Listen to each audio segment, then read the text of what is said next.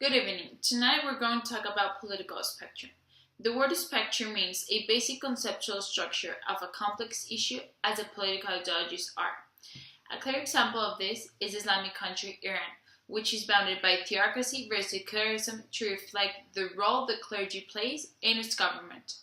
To understand it better, we're going to see it represented in a horizontal line, which is divided into two: democracy and totalitarianism, each concept having its own four ideologies. Each concept has its left and right wing. In the left wing, it represents the government that accepts or supports social equality, while in the right side, we can see the government that accepts or represents or supports the social inequality. Before moving on to the horizontal line, where we define the different ideologies that totalitarianism and democracy have, I would like to first define these two concepts.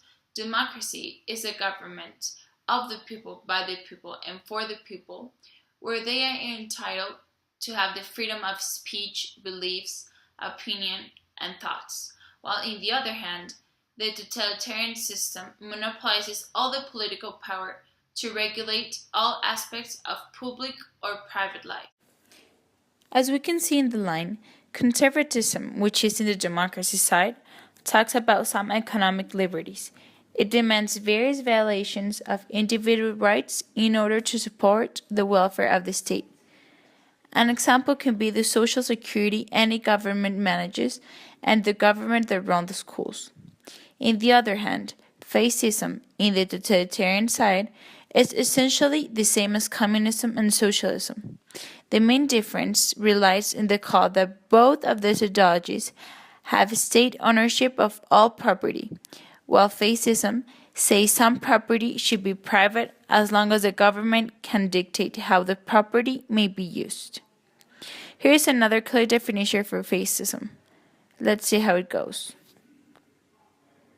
When people use the terms fascism or fascist today, they're usually using it in a derogatory way to refer to a group, a regime, or even an individual that is overly aggressive and controlling and totalitarian.